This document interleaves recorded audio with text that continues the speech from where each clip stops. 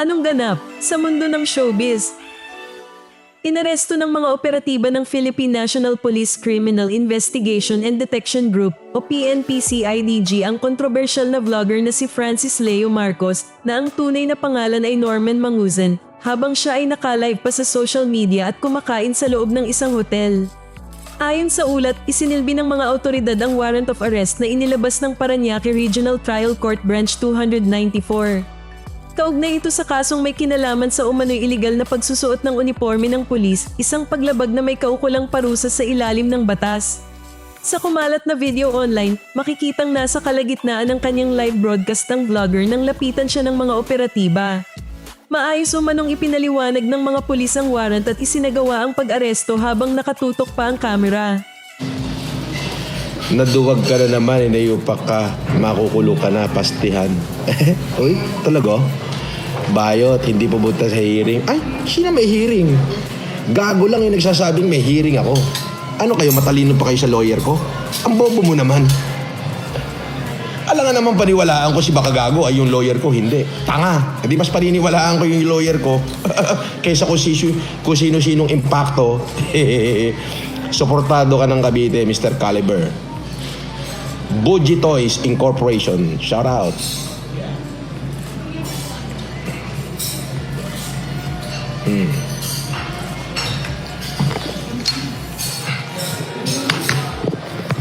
Yan.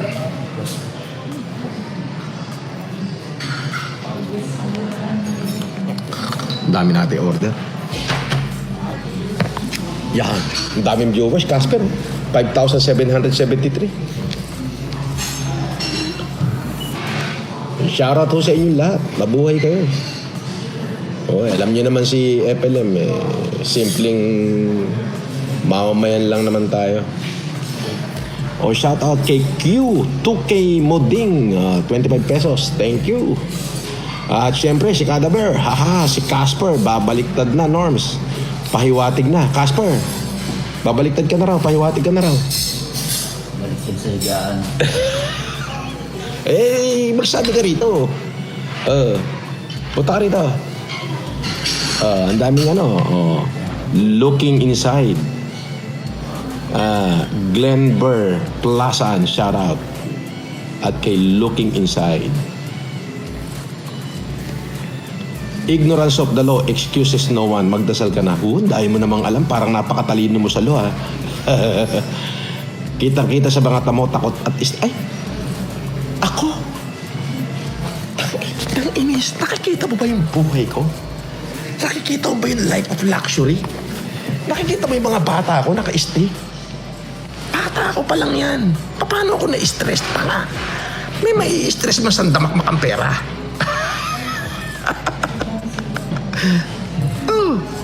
Meron ba nai-stress sa damakmak ang pera? Ito, panay papalipad nyo. Boss, shout out ka sa Kuya Ching Chu. Chino Ninya. Chino Ninya. Diba? Shout out kay Custom Craft Gift. Diba? Shout out kay OTW dyan, Boss Legit. Di OTW, okay. Jun Brando Defensor, shout out. Diba? Mga bata mo, nakatungo at sa malayo nakaupo. Ha ha ha. Isang table na round to eh. Nakatungo. Nakatungo daw kayo. Nakatungo. Ano masasabi mo, Casper? Baksit. Charm. Tawag dyan. Sino?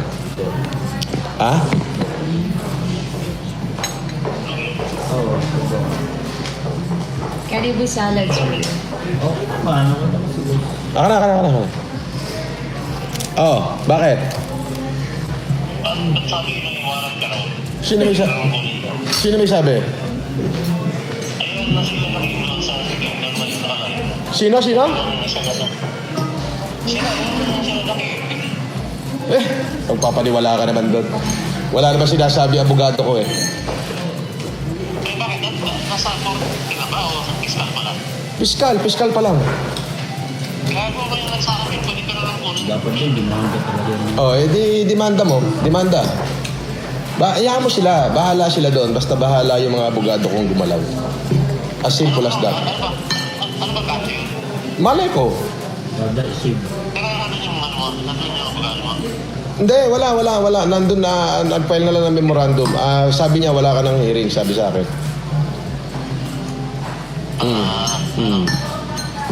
Napagano ko eh, natanong sila. Hindi, wala akong hearing. Sino paniniwalaan natin? Si Poblador? Yung abogado natin? O sila? Sila lang ang may hearing. Sila lang ang may hearing.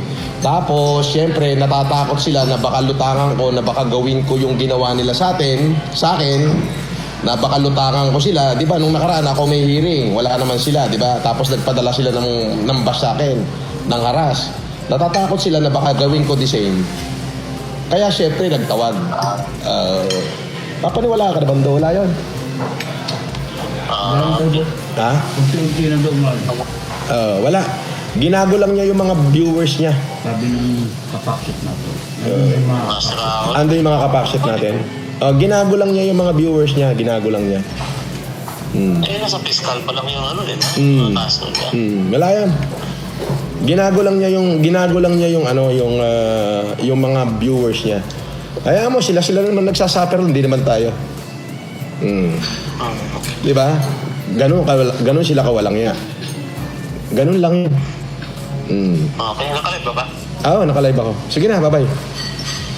Oo.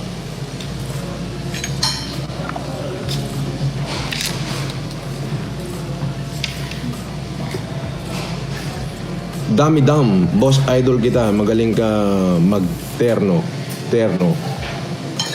Oh. Parehas pangit ang mukha mo, sabi niya. Shoutout sa 8,000 na nanonood. Mr. Casper, alam na ginagamit lang pagkatao niya. Kawawa naman. Ano to? Kanibo salad.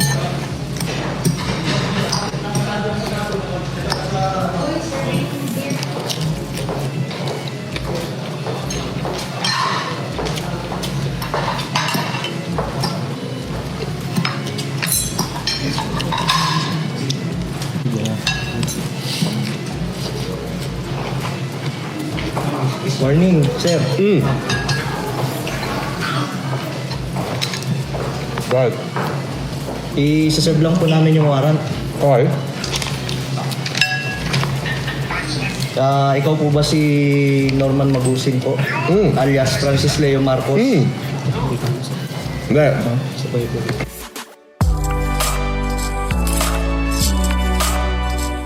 Agad namang umani ng matinding reaksyon mula sa netizens ang insidente, lalo na't nangyari ito ng live at nasaksihan ng kanyang viewers sa real time. Sa ngayon, marami ang naghihintay ng opisyal na pahayag mula kay Francis Leo Marcos at sa kanyang kampo. Sa tingin ninyo, makakaapekto kaya ang insidenteng ito sa kanyang impluensya bilang vlogger o mas lalo pa itong magpapainit sa interes ng publiko sa kanyang mga susunod na hakbang?